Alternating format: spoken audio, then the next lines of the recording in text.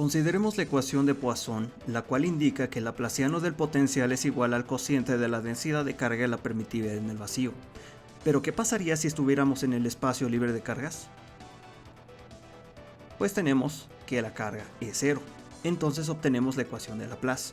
Dicha expresión parece simple, pero no se dejen engañar porque detrás de esta cosa se oculta algo bastante interesante. Si la analizamos a detalle obtenemos una ecuación diferencial parcial de segundo orden en coordenadas cartesianas, cuyas soluciones se conocen como funciones armónicas. Muy seguramente ya las viste en un curso de ecuaciones diferenciales parciales, y si no, aquí te lo presento. Estas soluciones se obtienen mediante un método conocido como separación de variables, el cual consiste en reducir la ecuación en un conjunto de ecuaciones diferenciales ordinarias. Pero primero veamos el teorema de unicidad. Se desea demostrar que si se ha logrado encontrar una solución a la ecuación de Laplace que satisface las condiciones de frontera dadas, esta solución es única. Supongamos una solución en forma de un potencial V1 y un potencial V2, ambos iguales a 0, los cuales se especifican sobre la región de la superficie. Si queremos demostrar que son iguales, proponemos una diferencia dada por un potencial V3, lo cual obedece a la ecuación de Laplace, por lo tanto el valor del potencial 3 es 0 en cualquier lugar, por ende V1 y V2 son iguales. Supóngase una cavidad rectangular como la que voy a dibujar a continuación. Si la analizamos un poco más a detalle y la centramos aquí, tenemos que la parte superior tiene un valor de 100 volts, mientras que los lados tienen potencial 0 y las dimensiones son de 2 por 1. ¿Cómo podemos aplicar la ecuación de Laplace? Al tratarse de un problema bidimensional necesitamos trabajarlo en dos dimensiones, por lo que no vamos a preocuparnos por la componente en z. Como dije previamente, esta ecuación se resuelve mediante separación de variables, por lo que proponemos una solución para el potencial conformada por el producto de dos funciones, una que depende de x y otra que depende de y. Ahora sustituimos dicha solución en la ecuación diferencial parcial inicial y procedemos a tomar como constante a y para el primer caso y como constante a x en el segundo caso debido al término que está derivando, y luego dividimos la ecuación entre x y y, por lo cual nos da el siguiente resultado. Para que esta ecuación pueda resolverse necesitamos que ambas cantidades sean iguales a constantes de manera que puedan dar por resultado 0. La primera ecuación la igualamos a una constante C1 y la segunda a una constante C2. Si procedemos a despejar, podemos escribir para ambos casos una constante k cuadrada por simplicidad, por lo que obtenemos dos ecuaciones diferenciales ordinarias como las que tenemos aquí. El signo menos para la ecuación en x se debe a que necesitamos evaluar en dos puntos distintos en los cuales el potencial es 0. De ahí que las soluciones de ambas ecuaciones se vean de esta forma, lo que seguramente ya has visto en un curso de ecuaciones diferenciales.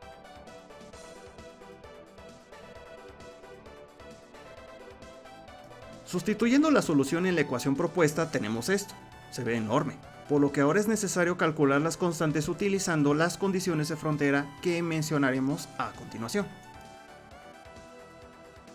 El potencial es 0 cuando x es igual a 0, también cuando x es igual a 2 y cuando y es igual a 0. Finalmente vale 100 cuando se ubica en este intervalo.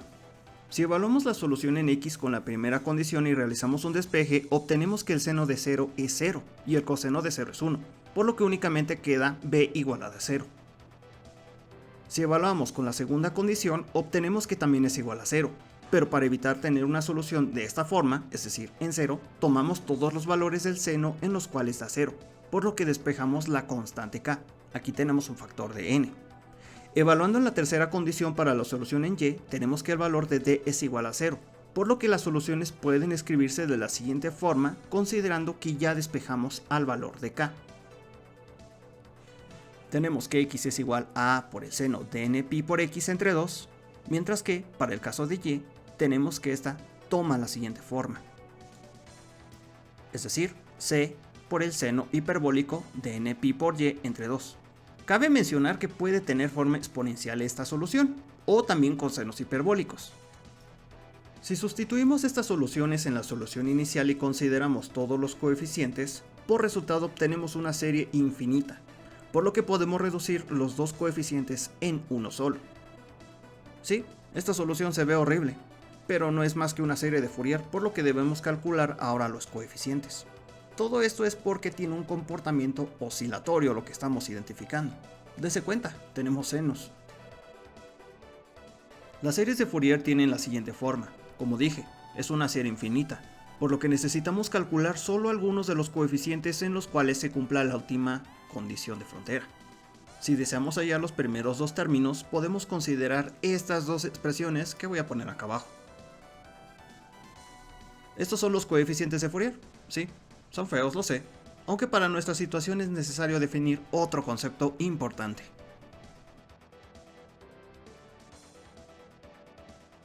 Evaluamos la solución en la condición de frontera que queda, por lo que tenemos este valor de 100 en la expresión. Si deseamos calcular dichos coeficientes es necesario incluir el concepto de ortogonalidad.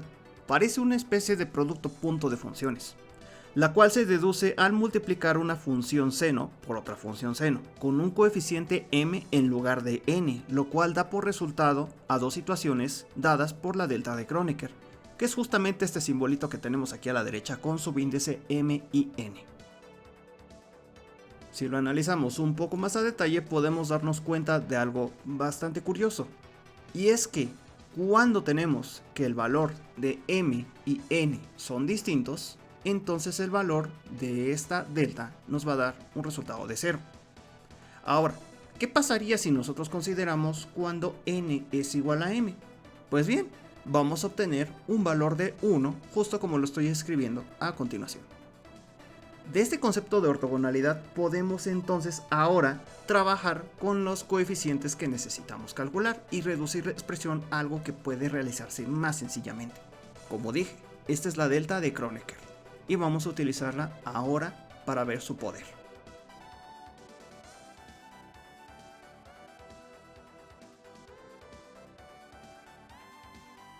Nuevamente tenemos la expresión que habíamos considerado en un inicio. Aquí podemos darnos cuenta también que ya evaluamos con y igual a 1, porque a ese valor de altura en y teníamos que el valor de potencial es 100. Si ahora consideramos multiplicar ambos lados de la ecuación por el seno de mi pi por x entre 2, entonces queda esta expresión. El seno hiperbólico queda fuera, porque no estamos trabajando con él. Reducimos y resolvemos la integral y nos queda este resultado, obviamente resolviendo cada una de forma separada. Ahora lo que corresponde es despejar el valor del coeficiente b sub m.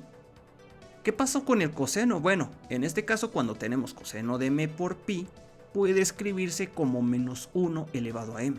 Vamos a analizar aquí dos situaciones diferentes. Si m es par, podemos darnos cuenta que siempre el valor nos va a dar 0. Pero si m es impar, nos va a dar un resultado de menos 2. O sea, con cualquier número que sea impar, podemos obtener estos resultados. Entonces podemos darnos cuenta que con términos impares está definida, mientras que para términos pares nos da 0. Si queremos una ecuación para que sea impar, necesitamos que m sea igual a 2 más 1. De ahí que podemos escribir la expresión del coeficiente b sub m de la siguiente forma. Sí, es bastante curioso, lo sé. Vamos a desarrollarlo un poco más a detalle para poder simplificarlo. Nos queda esto. Si se dan cuenta, es algo obsceno. Sí, es largo, es un procedimiento bastante largo. Siempre calcular coeficientes de Fourier es mucha talacha, pero bueno, sustituyendo este resultado en la solución original, tenemos esto. Sí, es una expresión para nada amigable, pero sí. Esta es la solución para el problema que da por apertura este tema. Si graficamos ahora la función tenemos el siguiente comportamiento. Si se dan cuenta en la parte de arriba tenemos una oscilación que efectivamente corresponde al valor de 100 volts. Es como si tuviéramos una gelatina fija de las paredes pero de la parte superior se está moviendo libremente. Es una forma fácil de verlo. Consideremos ahora una situación en 3 dimensiones, donde tenemos aquí dos placas que tienen un potencial 0. Mientras que la placa roja que tenemos aquí tiene un potencial definido. Vamos a comenzar con esto. Vamos a analizar entonces este problema en coordenadas cartesianas. Si nos damos cuenta también tenemos aquí condiciones de frontera. Tenemos que el valor del potencial es 0 cuando y es igual a 0 y cuando y es igual a a. Y también tiene un valor definido cuando x es igual a 0 y tiende a 0 cuando x tiende a infinito. Es decir, tenemos placas que son infinitas en este caso. Por lo tanto, podemos escribir la solución de esta manera, justo como en el caso anterior. Nuevamente tenemos que sustituir dicha solución en la ecuación diferencial original para poder aplicar los cálculos necesarios. Tenemos entonces esta expresión. Si se dan cuenta es bastante parecida a la del problema anterior. Y se resuelve justamente de la misma manera. No hay mucho cambio significativo en esto.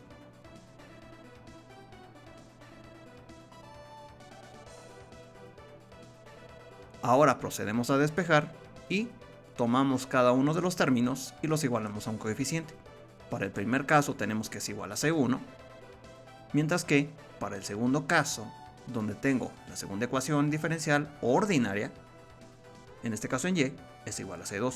Es decir, estamos transformando una ecuación diferencial parcial en dos ecuaciones diferenciales ordinarias que se pueden resolver por los métodos que dije que pues ya conocen. Entonces tenemos aquí que C1 más C2 es igual a 0, lo cual cumple justamente con la ecuación de Laplace, justo como lo había comentado en el ejercicio anterior. Podemos despejar acá y tenemos el valor positivo para X, mientras que para Y sería el valor negativo. ¿Por qué razón hacemos esto? Porque vamos a evaluar ahora puntos en Y. Esta es la principal diferencia con respecto al problema anterior. Si nos damos cuenta, el valor de potencial es 0 cuando Y es igual a 0 y cuando Y es igual a A. Mientras que necesitamos que tenga una forma positiva para X porque va a tender a 0 en el infinito. Entonces, la ecuación para X queda de esta manera. Como A por E elevado a K por X más B por E elevado a menos K por X. Y entonces para la parte de Y tenemos que es C por el seno de K por Y más D por el coseno de K por Y. Aquí tenemos esa peculiaridad. Para la función que tiene la forma exponencial podemos entonces determinar el valor de un coeficiente cuando X tiende a infinito. Cosa que no podemos hacer con el seno porque esto continuaría oscilando en el infinito. Consideremos evaluar en la cuarta condición de frontera para darnos cuenta aquí que el valor de A tiende a 0. Es muy parecido al problema anterior, por eso es que ahora no estoy profundizando tanto en los pasos. Entonces tenemos que la expresión tiene esta forma. Como nos damos cuenta, absorbemos el coeficiente B y C y D en uno solo. Podemos nombrarlos nuevamente C y D, no hay problema. Ahora evaluamos en la condición de frontera número 1 y tenemos que el valor de D es igual a 0. Entonces, proseguimos evaluando en las siguientes condiciones de frontera, en este caso, pero primero tenemos aquí la expresión ya reducida, considerando que D es igual a 0. Entonces queda dicha ecuación que aquí tenemos. Ahora sí, vamos a evaluar en la siguiente condición de frontera y entonces tenemos esto. Nuevamente, si nos damos cuenta, aquí pasa algo curioso, justo como en el problema anterior. No podemos definir potenciales 0 en toda la región. Entonces, tomamos todos los valores en los cuales el valor de seno de K por A es igual a 0. Entonces, ¿qué es lo que hacemos aquí? Procedemos de la misma manera. Tenemos que K por A es igual a 0 en pi, en 0 obviamente, en 2pi, en 3pi, en 4pi, y así definirlo hasta npi. Si despejamos el valor de la constante K, tenemos que esto es igual a n por pi entre A, justo como en el caso anterior. Entonces la expresión queda de esta manera. Ahora tenemos que encontrar el valor de C, pero como dije previamente, tenemos que expandir la serie, porque esto es una serie. Entonces tiene esta forma. Perdón por la dislexia. Si se dan cuenta, es una ecuación un tanto peculiar. Nuevamente, como dije, no son problemas sencillos, son problemas un tanto complicados.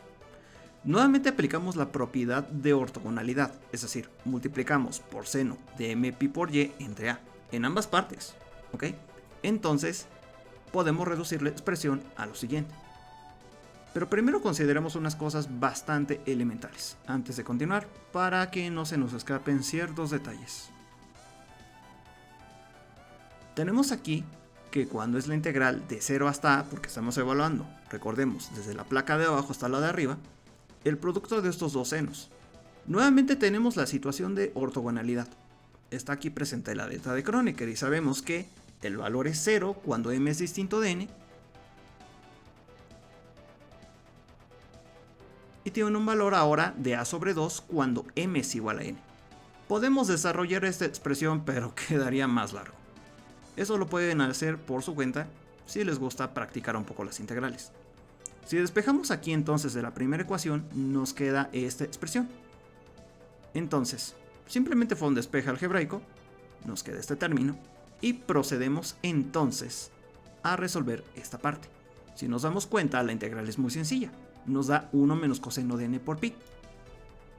En el caso donde tenemos que m es par o n, porque son el mismo término, nos damos cuenta que esta expresión es igual a 0.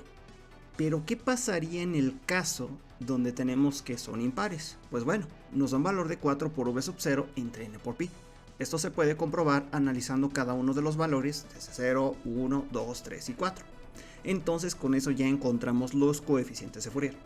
Y la solución queda de esta forma. ¿Sí? Sé que no es nada agradable, pero sí, esta es la solución.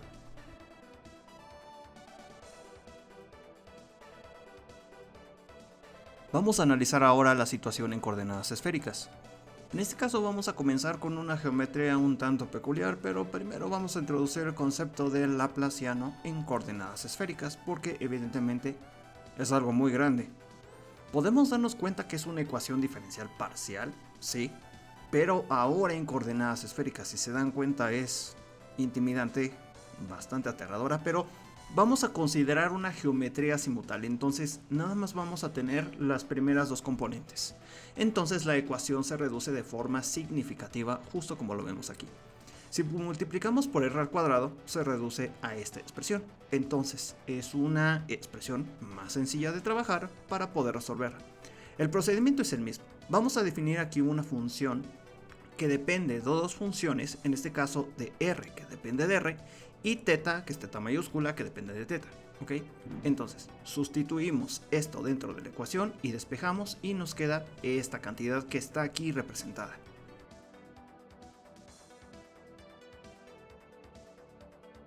El procedimiento sigue siendo exactamente el mismo. Vamos a aplicar aquí lo que es separación de variables. Y primero tenemos esta parte, que consiste en la primera parte del lado izquierdo de la ecuación diferencial parcial, y lo igualamos a un valor de L por L más 1. Ahorita van a ver por qué. Mientras que el otro extremo lo vamos a igualar con un término negativo menos L por L más 1. Con respecto a la primera ecuación que tenemos aquí en color azul, es muy fácil de resolver. Esta se puede obtener bastante fácil, considerando lo que son los métodos de ecuaciones diferenciales ordinarias que ya se han trabajado. Pero con respecto a la segunda expresión es un poquito diferente. Aquí ya la tenemos despejada multiplicando lo que es el valor de teta mayúscula junto con el seno de teta del lado derecho.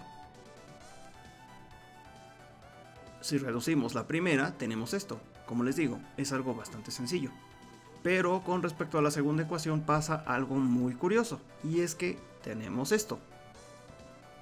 Si se dan cuenta, tenemos un término polinomial, es decir, tenemos un polinomio, y estos polinomios se les conoce como polinomios de Legendre. Para calcular estos términos utilizamos esta expresión que tenemos acá. Vamos a calcular primero los tres valores que existen. Hay más polinomios de Legendre, pero vamos a utilizar únicamente 3 ahorita. Entonces tenemos estos términos de acá. Como dije, se les conoce como polinomios de Legendre y nos van a servir para poder resolver los problemas que involucran este tipo de coordenadas esféricas. Ahora lo que vamos a realizar es escribir lo que es la solución general utilizando las ecuaciones que tenemos aquí. Si se dan cuenta, es una ecuación bastante compleja, sí, lo sé, pero es el tipo de geometría que estamos trabajando. Vamos a ver un problema para ver cómo se aplica todo esto. Tenemos aquí el enunciado que nos dice: como estamos calculando coeficientes de Fourier, porque sí, efectivamente vamos a tener esos términos de nuevo, tenemos que realizar el mismo procedimiento, pero ahorita con una peculiaridad un poco diferente. Si nosotros evaluamos con el radio, que vamos a definirlo como R mayúscula, tenemos esta expresión. Aquí ya tengo igualado al potencial V sub 0 en teta. Todo este expresado, no estamos trabajando valores numéricos. Nuevamente aplicamos la propiedad de ortogonalidad y tenemos que analizar los términos que sobreviven. En este caso, tenemos que cuando L' es distinto de L, pues nos da un valor de 0. Pero ahora cuando tenemos valores de L' igual a L, tenemos este resultado. 2 sobre 2L más 1. Como dije, estos desarrollos se pueden hacer aparte, solamente que aquí estoy simplificando esto para que sea un poquito más rápido, porque si no el video sería bastante largo. Sustituimos eso en la solución y tenemos esta expresión. Ahora despejamos lo que es el valor de a sub L, que podemos llamarlo nuevamente a sub L, y nos queda esto. Ahora lo que vamos a hacer para resolver esta ecuación, vamos a suponer en este caso lo que es un valor de potencial, que lo vamos a escribir de la siguiente forma. Es decir, que vale k por seno al cuadrado de teta sobre 2. Es una expresión bastante sencilla. Aquí podemos utilizar lo que son las identidades del ángulo medio, y entonces la expresión queda de esta forma.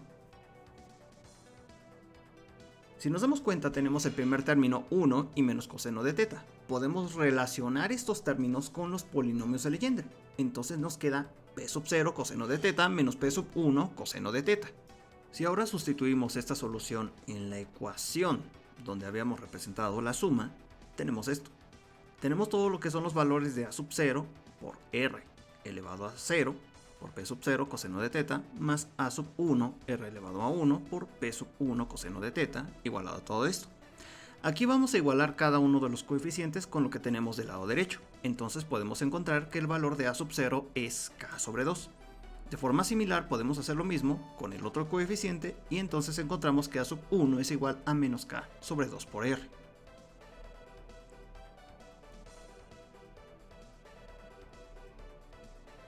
Si sustituimos estos valores, entonces la solución queda de esta forma. Y sí, fue un poco más sencillo comparado con coordenadas cartesianas, pero igual fue largo. Entonces, vamos a dejarle por aquí el día de hoy.